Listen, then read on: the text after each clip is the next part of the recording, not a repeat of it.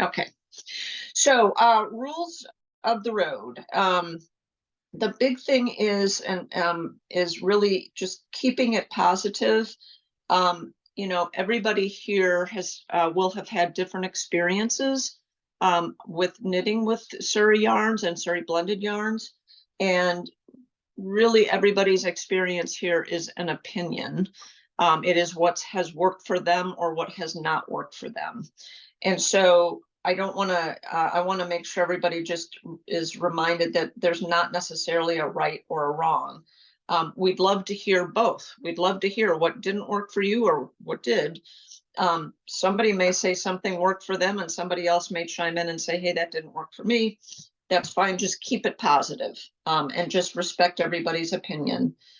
And then just remember too that we're going to have different levels of experience here. So there may be some people who have never used Suri yarn before, some people who have used it a lot, and those in between. So I guess a couple of other things. Everybody put yourself on mute if you have not. I'm pretty certain that Carl and Jan, you guys have to put yourself on mute. And I think everybody else is on mute. So I think we're good there.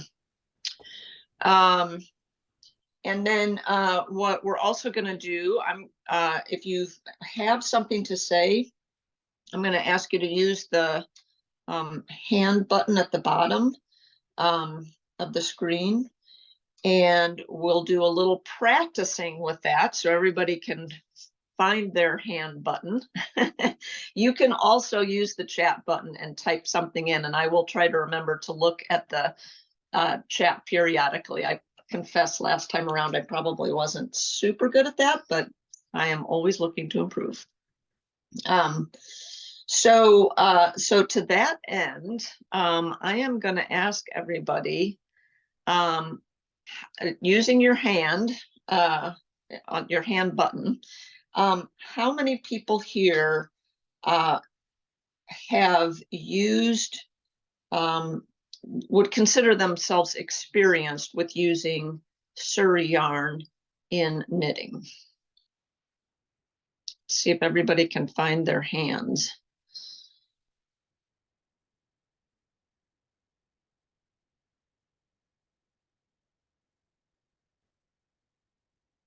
All right, I've got 3, 4.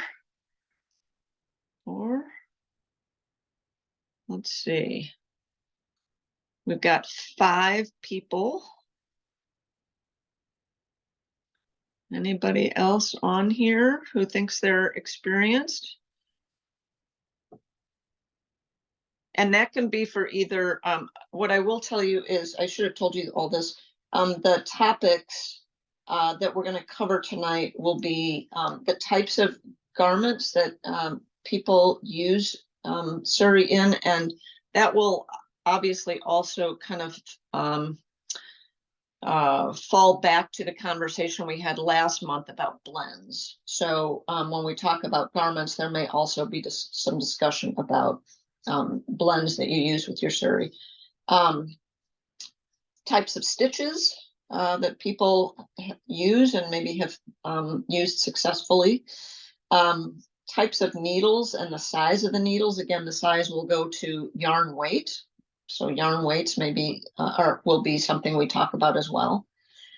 And then I think at the end, I'm going to focus on those 4 to 5 things to begin with. And then towards the end, I'd love to also touch on, so a lot of this will be related to hand knitting, but I'd love to touch on people who have had experience with using this, using Suri in with knitting machines. And that can be, the big fancy knitting machines, or it can just be your the one that you have out in your garage.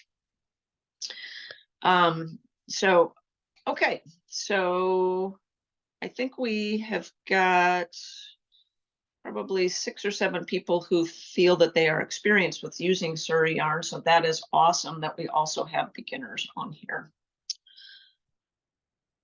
So with that in mind, and I really want to see everybody talking tonight, or asking questions.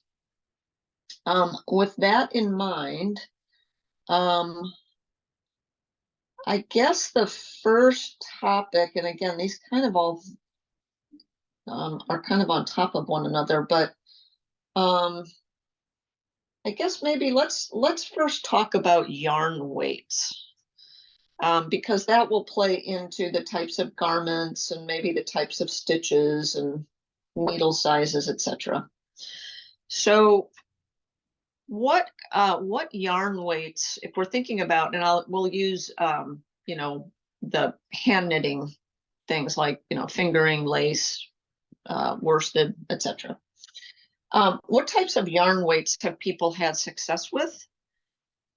And oh, Nancy just said, oh wait, it was a chat. What did everybody say here? Oh, yeah, for the, I guess where to find the hand button. Go to more, then reactions. Okay. So hopefully everybody's found the hand button now. So yarn weights. What are some, if anybody wants to put their hand up and talk a bit about what weights they've had success with, and maybe what sorts of blends they have done with those yarn weights.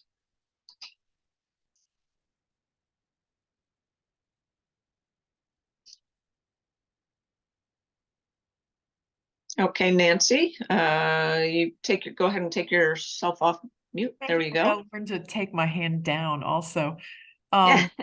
So yeah, so I've had success with fingering and sport weight yarns in 100% Suri, also Suri and silk blends. And then kind of going to the bigger weights, usually with a blend of something else. Maybe it might be wool or it might be wakaya blended in. Okay. But it usually tends to the thinner side. I find when it gets to be a thicker yarn, it gets to be really heavy. Mm-hmm. Yeah. Yeah, I actually have a singles yarn that is a 60-40, so 60 Suri, 40 wool. And it still has great luster. It's got a nice hand to it, but it does, I am able to get that, or I have that made up as like a, I think that's called, I always get bulky and chunky mixed up. It's the thinner of the two, but you get about, I think it's a singles yarn, you get about 100 yards to 100 grams, if I remember correctly. So obviously, though, that has a lot of wool in it. Mary L. If you take yourself off mute. I did it, and I will lower my hand. So I primarily do sport or DK. I have done a lot of fingering. The fingering weight, I will do either a 2 or 3 ply, and that is 100% Suri. With the sport or DK, I do like to mix it. I don't always, but I often do. And my favorite blend is with wakaya and then about a 10% silk. It's just a really, really wonderful blend with a beautiful hand. And it kind of, you know, I don't like, Suri is so unique, and I like to make sure that the drape and the luster is retained with whatever blend I might be doing. So putting that little bit of silk in it, if I am blending it with something else, just really helps keep that characteristic to the yarn. I also will do a 15% merino mix, which I think is very nice. It's a good sturdy yarn, and I create my own patterns. I have not created patterns for vest or sweaters. It's because I'm afraid of the Suri kind of being too weighted down. So I'm really interested to hear what other people's experience with that is. But so basically, I do the smaller weights with some blending, and mainly for shawls and cowls and hats and gloves, that sort of thing. And when you on the yarn that you've done, where you've done the Suri and Wakaya and silk, what's the percentage of Wakaya that you have in there?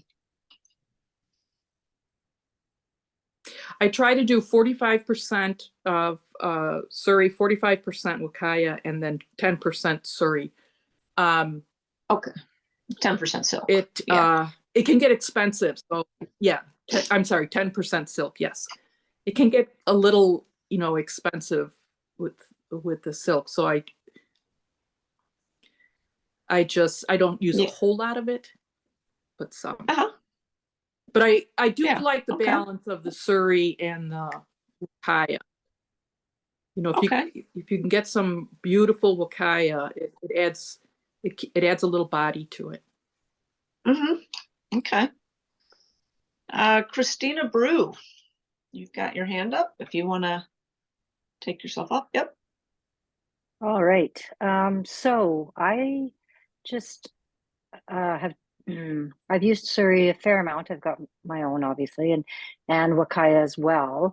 But this year I have blended my Suri into a fingering with bamboo and just a little bit of merino. I call it for stability. It is lovely. Very, very nice. The luster is incredible with the bamboo in there. And I am finding it's working up very nicely for, a light draping summer cardigan. Hangs very, very nicely. I also worked on a single, a lopi, we call it. Yep. And mixed with my my grade 1-2 Wakaya at probably for 30% of the Wakaya, and it is in a chunky. It is beautiful. It's the first thing to sell, hands down. People just love it, and working up those nice thick. I'm up in Canada, so nice thick neck warmers and hats, and the luster has maintained, and it's really, really nice. Yeah, it's interesting on the Lopi that I have that I mentioned a little bit ago. It's the 60/40. You would think if by 60/40 that even with wool that maybe the luster would be lost or maybe the drape would be lost. But I love that yarn, and it is fun. The thick yarns are kind of fun for just quick, I think, for quick projects, little hats and cowls. And it still has, Suri really does add drape. It still has a lot of drape to it, and you can still feel that really silky feel from the Suri. I find myself sort of petting it a lot, like stopping while I'm knitting to pet it, kind of, because I just love that feeling. But you definitely have to have something else in there. My thought is you couldn't do a bulky or a chunky with a whole lot of Suri in there, but yeah. Debbie Christner, you've got your hand up. Yeah, I've knit with Suri a lot, and I've done Liz's bulky, and I've made some sweaters with that. I usually do a cable or kind of like a basket stitch. I've also done 100% Suri in the sport weight. I did design a sweater that it has short rows, and the short rows helped. They go vertically, and it's a little longer, but it kind of holds it in place. So you do really need to think about when you're going to knit with it, what the stitches are going to be, because it's definitely going to be drapey. Okay, yeah, sport weight in 100% Suri. That would definitely seem like it would be very drapey to me. If you look at the one I did, I think I named it Suri Swing. It's on Ravelry. And Okay. I'm very surprised by doing the short rows. It held it in place nicely. Mm-hmm. Okay. Okay.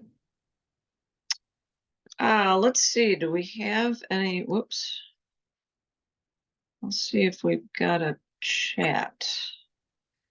Somebody asked, has anybody used Tencel when blending? I'll throw in my comments there, and then and then see who else might have used it. I have, and somebody else mentioned the bamboo, and I have to say I did a run where I did kind of half with Tencel and half with bamboo, and this was probably just personal preference. I love the bamboo. I actually did it. It's a 90% Suri, 10% bamboo, versus 90-10 with the Tencel.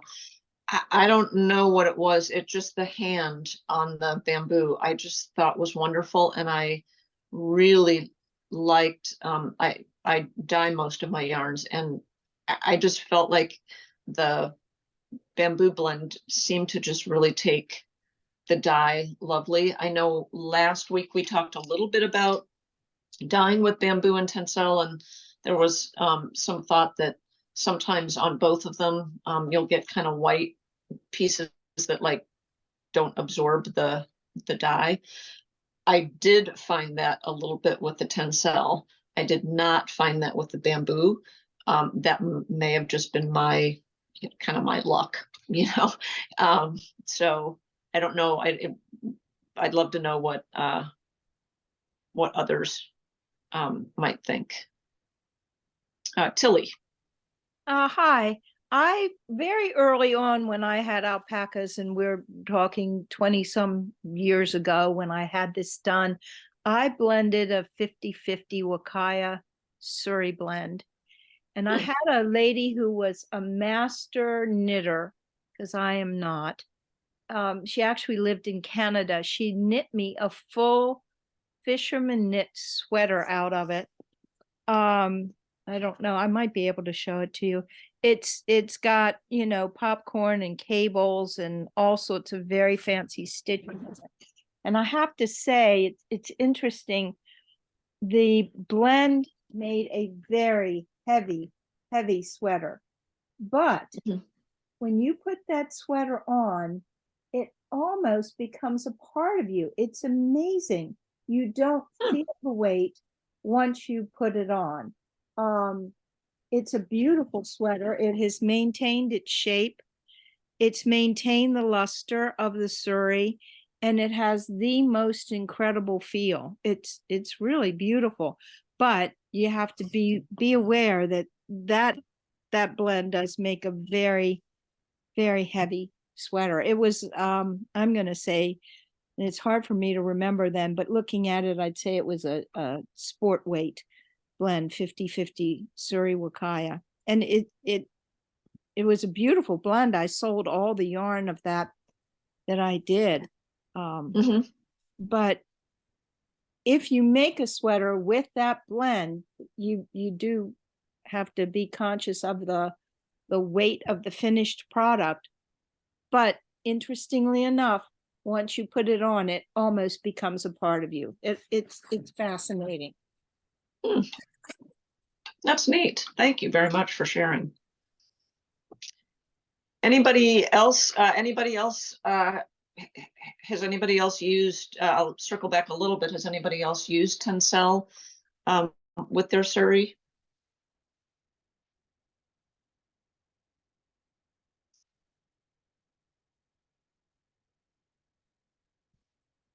I know, I shouldn't say I know, I'm pretty certain, that Winnie Lebrecht, Deb, you probably remember this. I think she did a tencel Suri yarn that she had woven. Deb Christner, do you remember that? You know, when we did that fabric piece, was Yeah. it have tencel in it? I'm pretty Yes. sure it did. So Mhm. yeah, that And I was really the like first, that. the first material, some of the first material made, and that had, wow, I can't remember now. It's been so long, but yes, it did have tencel. You're absolutely right. Yes, it Yeah, did. Yeah. that was, yeah, Jan, you might have been on the committee at that point. And I still have some of the fabric. It's actually really beautiful. So I guess I won't poo-poo tencel so much. Maybe it was just the one yarn run that I made. Part of what she was trying to do was also make it washable, machine washable. And Right, that's right. so Yep. a lot of her testing with Tencel, although she did use it for that piece, but a lot of her work was she was doing it where she could make it washable. So No, you had to Yeah. go away. that was all experimental. Yes, yeah. It wove up beautifully, I have to say. Yeah, we've used it a lot of times, but more in the back history, past probably 10 years back, 12, 15 years back, more than we had in the last 5 or 6 years. Yeah. We blend It seemed, all of the garments that, almost all of the garments that we made were running with in a finger or a lace weight. And the last year, probably in that half, they were all, or most of them were 50-50, Wakaya Suri. We made the Suri, it was a little bit finer. But that also gave it body, like was mentioned earlier. So it works. It worked fine. yeah, that actually, Carl and Jan, I'll ask you to stay unmuted, because one thing that I guess that I have always kind of wondered about, and I think this does tie in with the types of stitches or patterns that are used, but when I think about blending Suri with wool versus Suri with Wakaya, I think the reason that I've struggled with it as relates to knitting is, while Wakaya certainly is crimpy, I don't, I have certainly had enough Wakaya, like 100% Wakaya garments that have grown. Just, they just grow. They're not, I don't find that I don't know what the right term is. I guess I'll say I don't find that the crimp is as sturdy. That's probably not the right way to say it, as the wool. When I put on a wool garment, a sweater, it doesn't grow. Whereas the 100% Wakaya has grown. And I've had a lot of people through my booth at knitting events and stuff that come through and say, oh, I've knitted with alpaca. They have not knit with Suri. And they say, oh, I've knitted with alpaca. Yeah, it grew. I'm not buying it again. So I guess when I think about putting Suri with Wakaya, while it makes sense that the Wakaya would kind of bloom a bit and kind of fill in, I guess I feel like the Suri is so drapey and Wakaya is also drapey, that I kind of feel like in the long run that the Wakaya is not really helping, versus putting it with wool, which again sort of has that sturdy elasticity to it. I know that you guys have had those success with, and Deb mentioned some success with a particular type of stitch, and I know you guys have as well. We talked a little bit about it a few months back when I was at your place. So you might, if you could share that with people, that might be helpful. So when we started, we tried probably sport weight Surrey by itself, and our quote unquote our master knitter, you know, it was not enough bulk for her to knit with, and so she doubled it. And I do have the heaviest sweater that has ever been made with my Surrey, in 2X, you know, on top of it. What we found, and she found, was early on was we really had to pay attention to the stitch pattern. We could use heavier yarn, make bulkier items, kind of like what you're wearing would be considered bulky to us. Not a bulky yarn, but a bulkier sweater. Okay. And if we included diagonals, a lot of diagonals and stuff like that in the stitch pattern, we had very little stretch. But it took us, you know, several patterns before we ever got to there. If you're making a sweater is where, or something like that, or a dress is where it really matters. Right. And at the same time, so one of the things we tended to do was make lighter weight garments. And if we were going to use Surrey, if we were going to make a really heavy garment, we probably would have used a much bigger quantity of Wakaya. And I don't think we ever had any trouble with 100% Wakaya not holding it, you know, not holding its shape. And we made a lot of garments for people, you know, because that's what they had was Wakaya. So we made the same garment, but we made it out of 100% Wakaya. And we had a couple of garments that we specifically just used.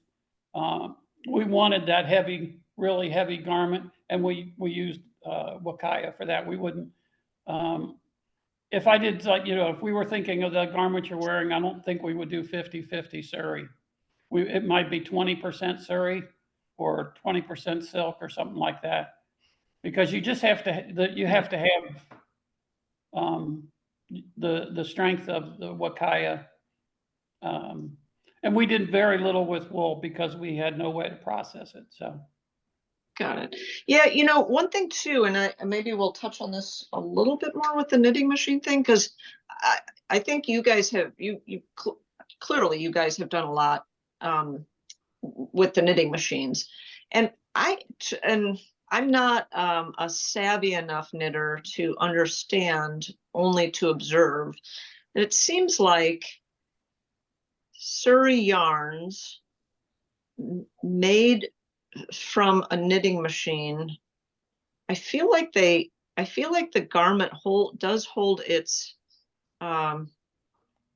shape better than hand knitting. I don't know that that's true. I don't know if it is true. I don't know why. Other people who are way more experienced with hand knitting or machine knitting may have a thought on that as well. Mary, you have your hand up. Feel free to jump in.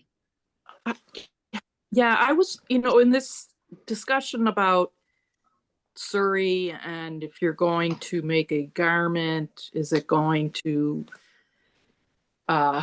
grow? So you've mentioned that a certain type of stitch might be helpful. I'd like to know more about that, unless that was covered. This is my first time participating in this, so maybe it's already been covered in a previous meeting. But also, has anyone kind of experimented with changing needle size?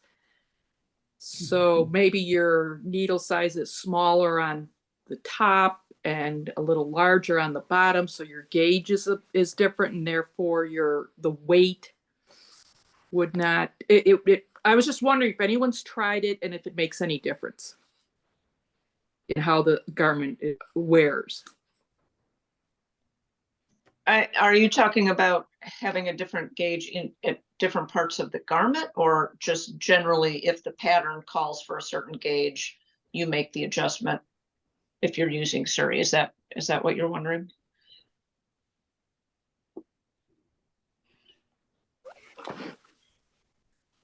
I'm trying to think of a way to overcome the straight weight of the garment. So if you're knitting a garment, say it's just a vest, and you're knitting it on the same side, it's just simple stockinette stitch, you're knitting it on the same size needle, all the way down, there's going to be a horizontal pull, right?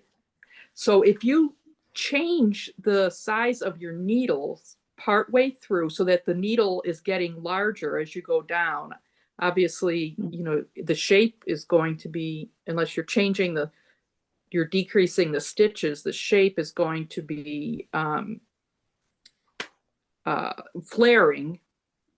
But I was wondering if anyone had tried that to see if that makes a difference. Because I just would think that modifying that line of pull, and again, this is just with, stockinette stitch, would that change how the sweater grows or not, or the vest would grow or not? No.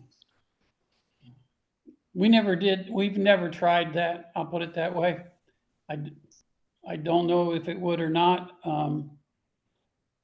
We did make clothing out of 100% knit and purl.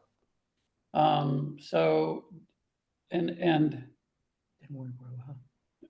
Well, and I think, Carl, you and Jan mentioned having a diagonal pattern. Crossing in one way or another, or diagonals, triangles in there, or even just patterns within the stitch. So, just to make, and maybe, whatever a flower pattern would look like, across the garment, or something like that. Those all help give it strength. I think one of the things, to Mary's saying, with the machine, the knit tension is probably a little higher than what anybody does by hand. Yeah, that's kind of what I was wondering. Yeah, it's definitely tighter. I'll say, I don't know of anybody that can knit that tight or does it on purpose. Right. Deb Christner, you've got your hand up. Yeah, so that's why the short rows, they break up, you turn around and you go back, and they break that up from draping quite so much. Also, a lot of times if you're just doing a knit, then you stick a design, like Carl said, in with a purl or something, and that it breaks up that draping. It kind of stops it. It's still going to drape in between, but it breaks it up. I've never thought about or never tried doing the different needle size. That's something I'll have to try, see how that works. It's not an option for us.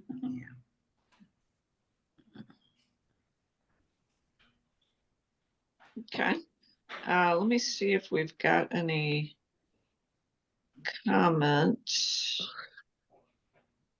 Let's see. Somebody said, I have 4 20-year-old sweaters that are Suri Cormo that are like new and so comfy and warm. So I'm guessing that the Suri Cormo sweaters have not grown. Christine made that comment. So that's awesome. Yeah, I think what I would tell you, Mary, is just kind of my thoughts. I think it is definitely, like Carl said, it's definitely something to keep in mind when you're knitting. This kind of that ability for the garment, or that prospect for the garment to grow. but I do think playing around, I think putting breaks in there so it's not just the, same type of stitch over and over, are things that are going to help you out. I guess my question to other people too, and this, tends to go to a certain type of knitting, but a lot of times I will tell people to just consider an open stitch, so that you're, covering a large area, but maybe, having some, for lack of a better word, because I'm not a real knitter, holes in there, may help as well. And quite honestly, I find that the garments are, like shawls and things like that, I find that they're just as warm as something that's knit closely when it has suri in it.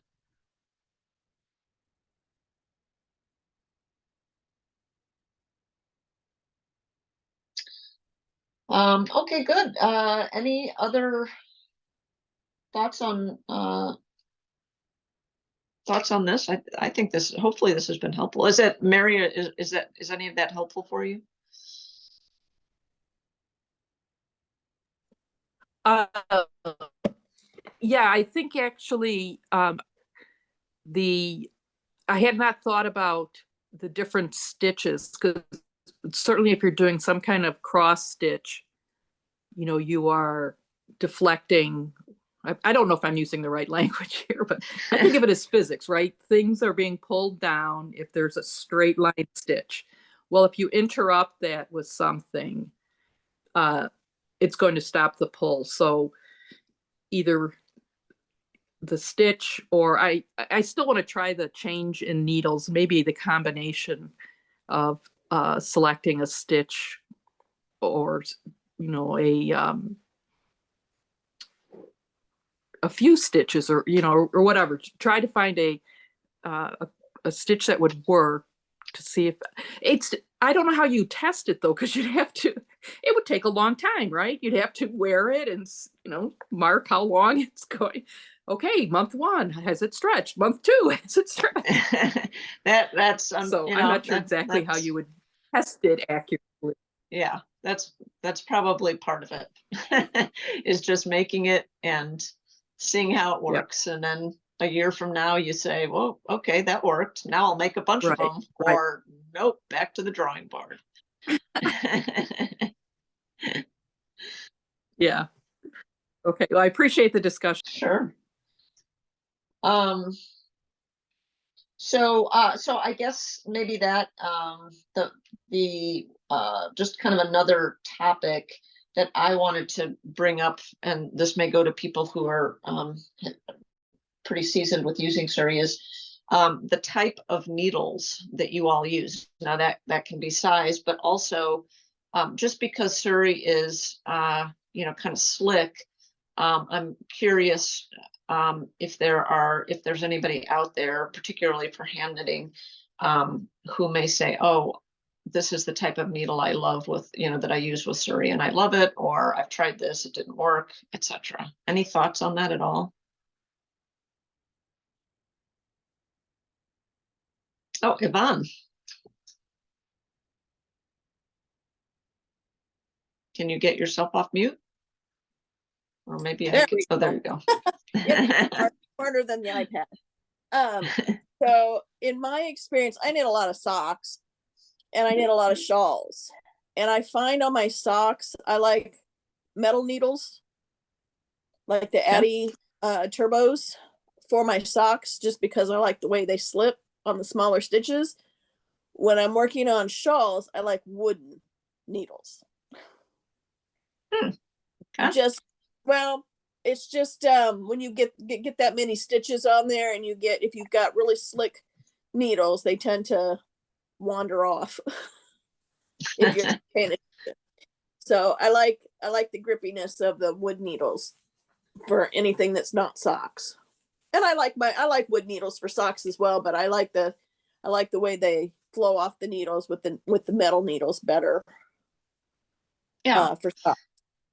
And so Yvonne, I'm going to backtrack a little bit here on some of our previous discussion now that I've got you on the speaker. just because I think a lot of us have been talking about kind of bigger garments like, sweaters and things like that.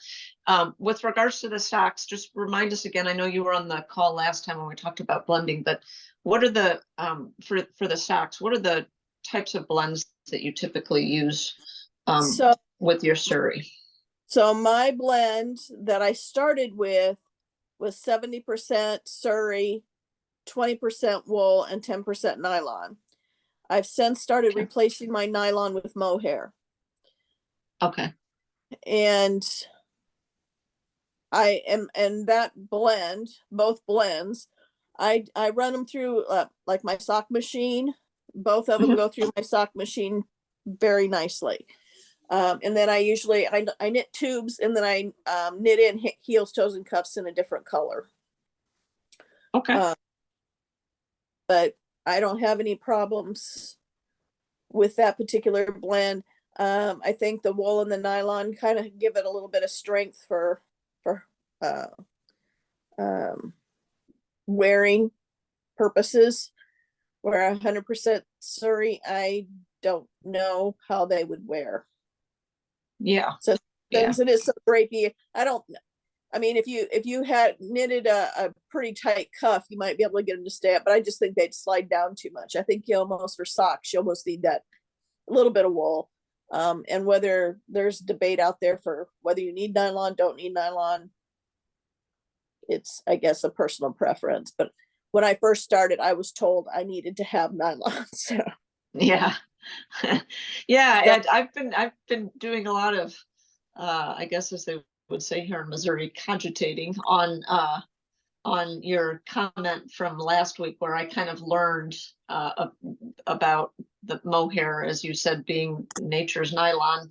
yes. And I've thought about that just because Surrey, first of all, Surrey and mohair are, really quite similar in many are. respects. And Surrey, certainly I think long ago, I think it was the Surrey Network, maybe it was AOA, I'm not certain, did some testing on strength of Surrey fiber, and it really scored quite well.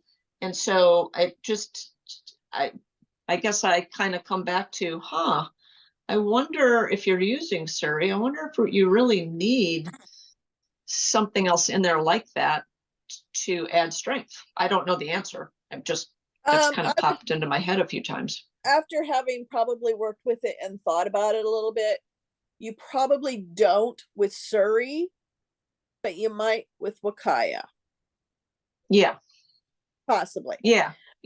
Just because I think about the Wakaya maybe a little bit more similar to wool, Surrey more similar to mohair. And so maybe, particularly if you're putting some Wakaya in there, or wool, maybe that Surrey is kind of strong enough. I don't know. It's kind of an interesting well, one nice idea. thing too is if you've got a Surrey that doesn't have a lot of luster to it and you want to pump that up, you could combine it with your mohair. Yeah. And make it shine. And I just got some back from the mill that, oh my gosh, it is so stinking pretty.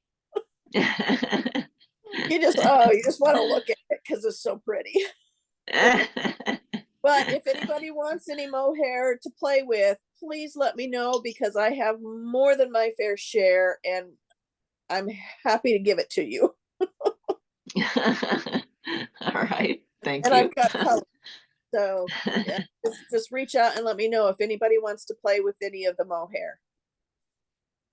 All righty. Let's see. So we got some comments from people. Nancy said, for those who make hats from 100% Surrey, what stitches work best, or do you use blends? So I'll toss that out to everybody.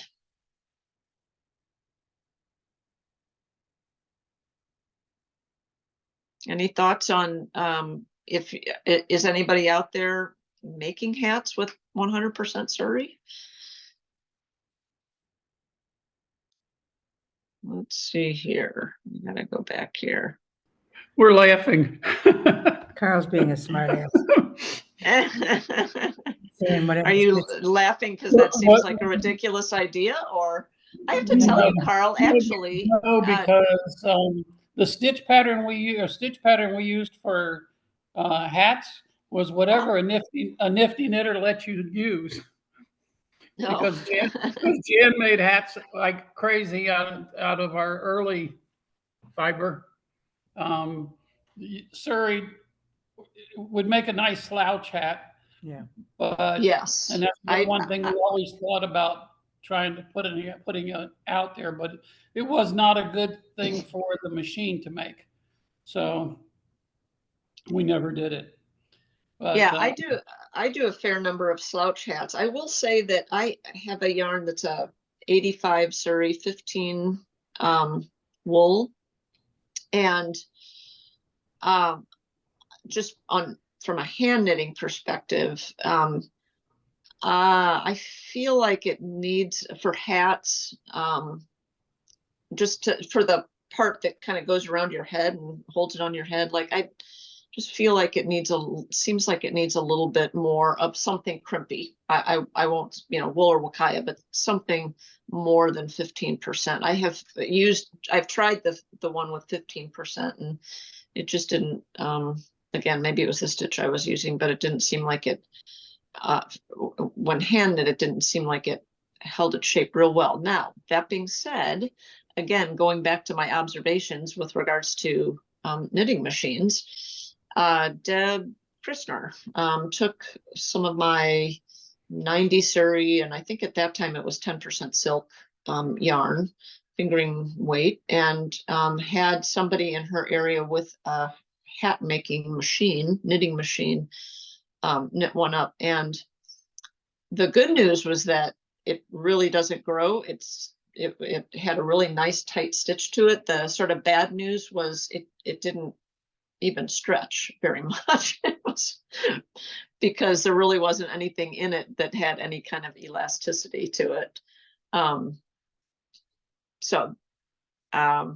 Again, I come back to, with hats, probably putting at least 25% of something crimpy in there. That's been my observation.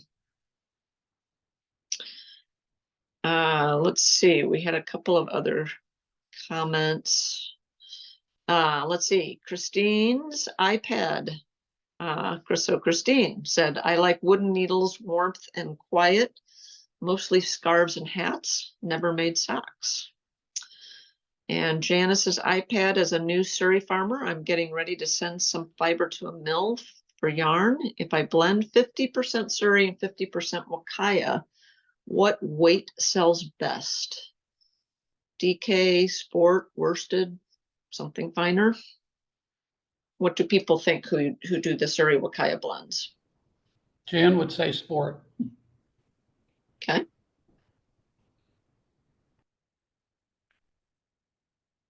Anybody else have thoughts on that? Yvonne? Not necessarily 100% Surrey or 50-50 Surrey, but I sell a lot of worsted weight and a lot of fingering weight. I've started, because I've seen so many designers, sweater designers who are knitting with Surrey and mohair. They're holding a strand of each together. So they're holding a strand of fingering weight Surrey and a strand of lace to fingering mohair together to knit sweaters, and that makes about a DK weight. Yes. So if you were going to two fingering weights, right? That's what I find. If you're Yes, doing things yes. together, two fingerings kind of come out to about a DK. Yeah. Yeah. So DK has been selling, and I've skipped the holding two strands together and just done a 50-50 mohair Surrey mix in DK weight. So you don't have to hold two strands together. So I'm trying to hit that. I kind of pay attention to what the podcasters are knitting, and that seems to be the hot ticket right now, is a Surrey mohair blend, or a Surrey mohair 2 strands held together seems to be a hot thing right now. Interesting. Karen Cavisto, you've got your hand up. So I tend to do about half of mine in worsted and half of mine in sport. Those are the two that sell for me, and they sell pretty equally for me. So so I tend to do half and half when I send mine out. And are you doing, is that with wakaya or wool or anything else blended in, or? I always do at the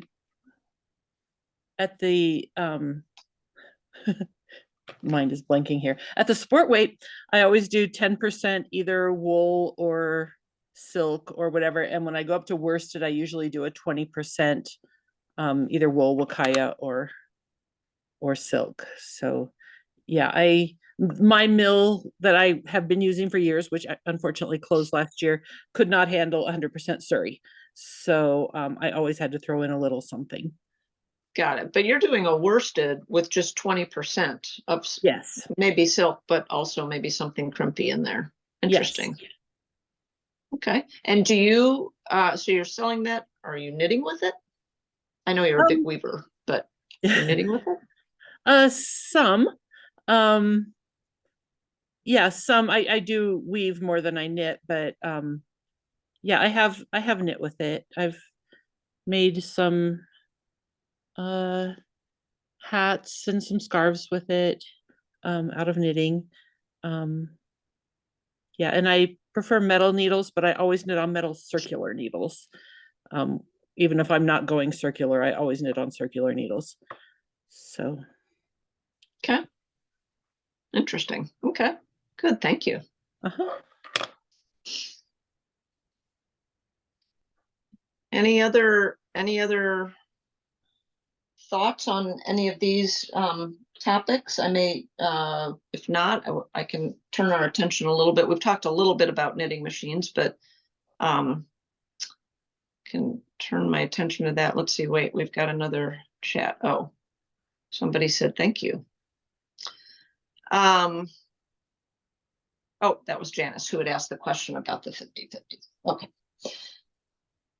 Let's see. So before we get go on to knitting machine experience, anybody else have any other thoughts or ideas that they'd like to share? We probably have a fair number of people on here who are new to Suri or thinking about knitting with it. So any other comments or suggestions for them? Or questions from any new people?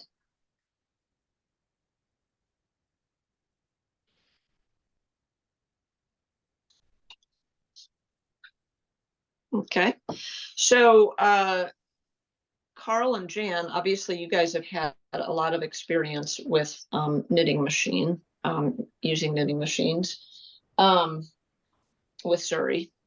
I don't know if anybody else out there has any kind of knitting machine that they've used Suri with, or would have any comments on that. But certainly, Carl and Jan, if you have anything to add on that kind of knitting machine versus hand knitting, feel free to jump in. I don't know how to frame the questions because admittedly I don't know knitting machines too much. Well, we don't know hand knitting too much. So So, neither one of us knit, crochet, or any of that stuff, okay? At all, other than Jan on her nifty knitter. But the people that we talked to, you know, we were trying to show that you could even use Suri, okay? Because when we started the mill, first of all, you couldn't mill it. And then after that got worked out, then there was nothing you could make out of it. We were looking at woven products more than knitwear because you could weave with it very well and it was strong. And so that was one area that we looked at early on. From the knitting machine standpoint, I would say Suri is hard on knitting needles. Hmm. Even though they're stainless steel, we would really wear knitting needles. You know, in 4-year period, I guess we changed out all the needles maybe twice. Yeah, that's changing out 1,500 knitting needles each time.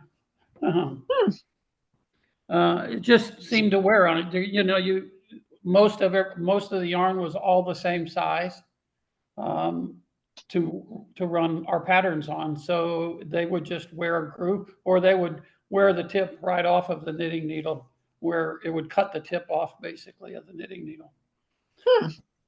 So Did that you, was- I'm curious if, that's really interesting. I'm curious if,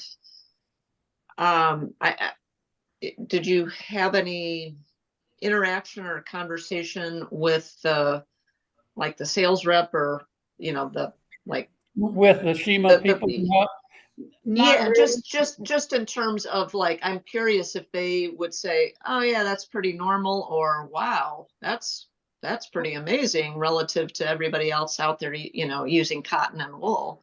Well, we kind of saw the same thing in the mill.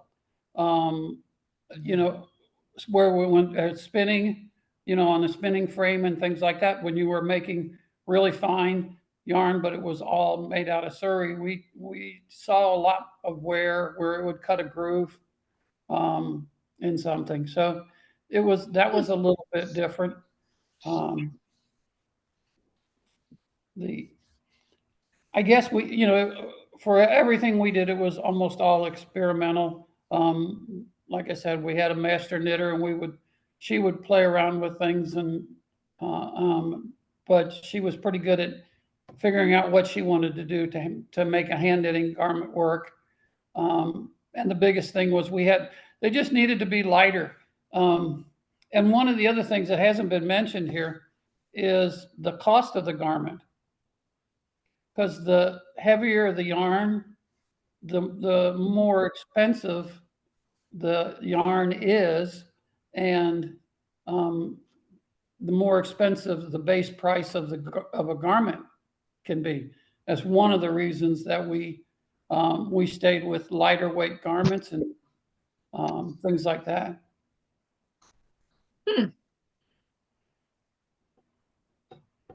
Okay.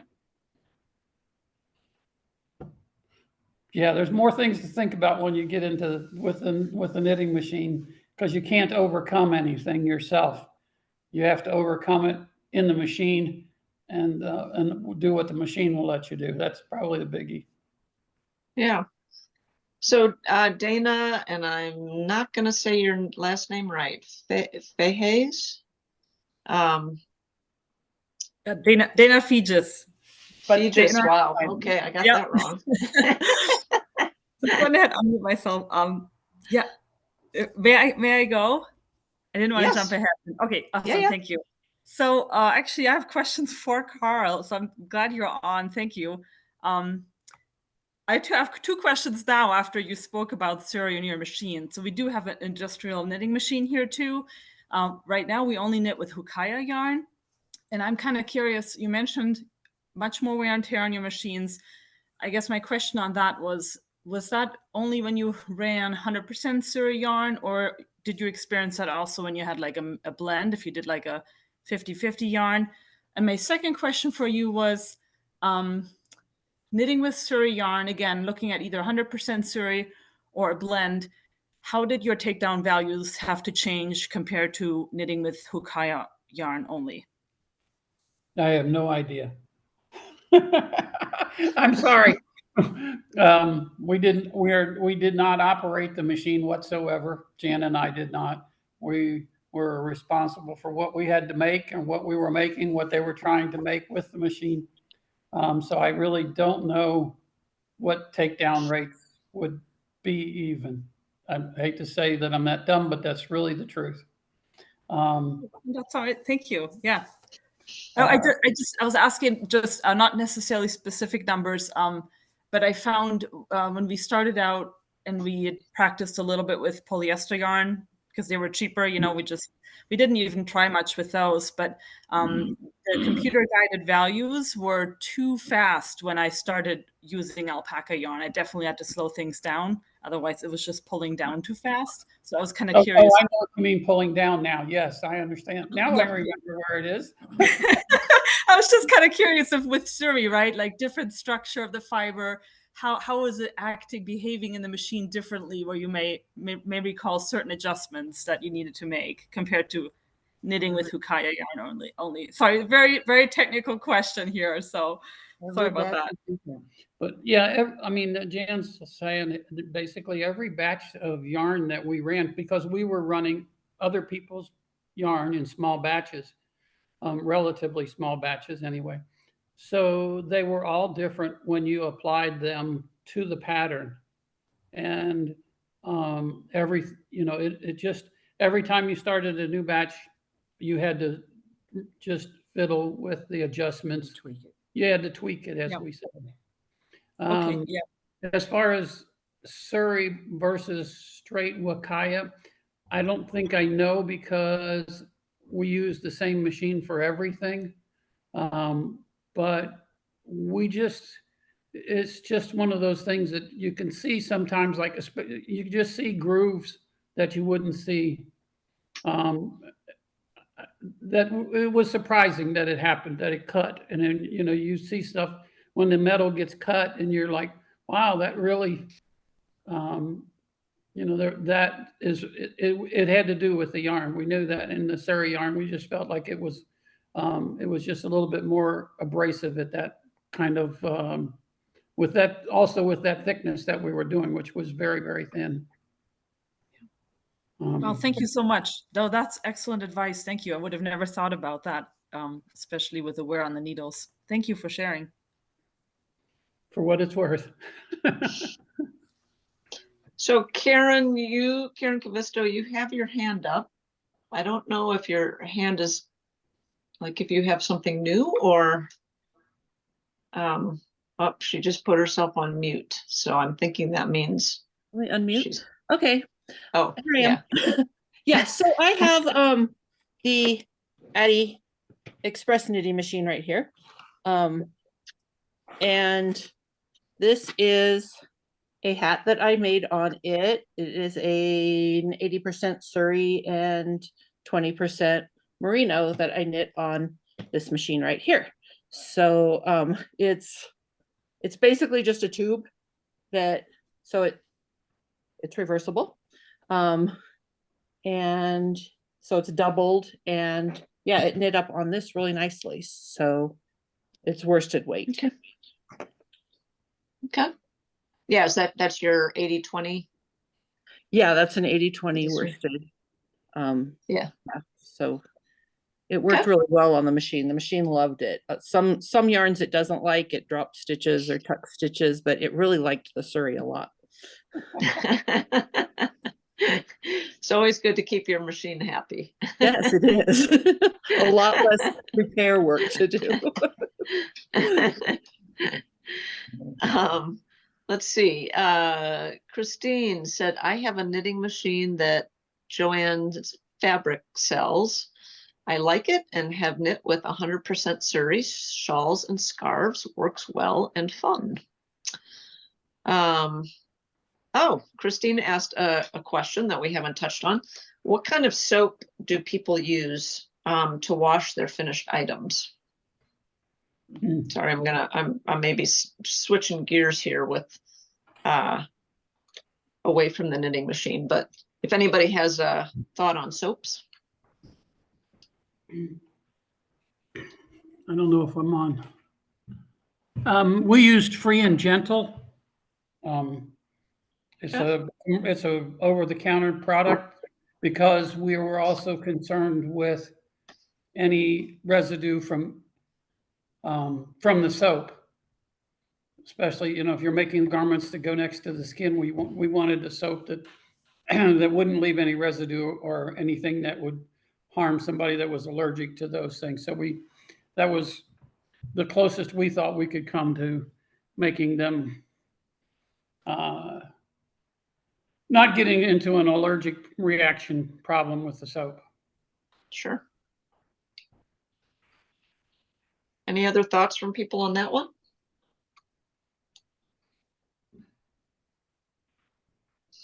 See if anybody commented. Let's see. Karen Cavisto, I use conditioning shampoo. And Mary says Scour Power or Euclan, EUCLAN.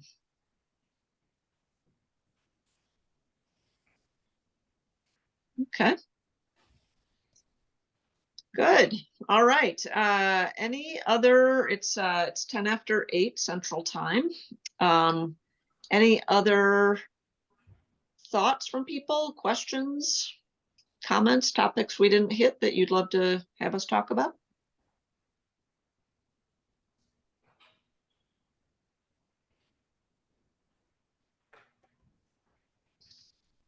Now, let's see if I've got, nope, no more chats. All right. Oh, wait, Mary, go ahead. Yeah, I was, this is my first time. Do you have this monthly? This is only our second one. So what we're doing is the first one was about blending. Then we just pretty much stuck to blending. We didn't get into yarn weights or anything like that. We're going to do another one in mid-November on with regards to crochet. And then we're going to take a bit of a break around the holidays. So December and January, if I remember correctly, we're going to take time off, and then we'll start up again February, March, April. Well, maybe we'll do January, February, March, because April kind of starts to get into shearing. But those topics then will be like weaving, spinning, and felting. So yeah, okay. So we're and we just do them once a month, and it's just like this. And if I have a specific topic or some topic, whatever the overall topic is, could I just that email? Are you sending out the meeting invite? The office, Suri Network does. Actually, what the reason I ask is if I send a note to whomever sent out the email invite, does you can know, if I have a topic, is that the way to communicate it? You can just send it to me. I'm Salt River Alpacas at yahoo.com. And my name is Liz. Salt River Alpaca. Okay. Thank you. Alpacas, plural. Alpacas. Salt River Alpacas. Okay. Yeah. At Gmail? At Yahoo. Okay. Oh, Yahoo. Okay. Yep. Thank you. That'd be awesome. Sure. This was really good. Thanks very much. Sure. Frau Berman, you've got your hand up. I just wanted to chime in and thank everyone. I mean, I probably knitted the last time when I was in 4th grade. Coming from the judging community, I thought it was very interesting for me to listen to what you have to say, what is important to you as a knitter in the yarn, the combinations you use, and yeah, it's fascinating. So awesome. It was fun. Great. Thank you for joining us. Yeah. All right, everybody. Sure. Well, so this is, we'll have to do the goodbye. This is, maybe this should be the hello, but this is Suri Sip and Share. So we've done a lot of sharing. So I guess I'm supposed to do this at the beginning each time and put up the whatever I'm sipping. So I think we'll bring this to an end, but thank you very much, everybody, for dialing in, and we will put out an announcement soon with regards to the specifics on the next date. But thank you very much, everybody, for joining in. Great conversation. Thank you. Bye. Thanks, Liz. Bye. All righty.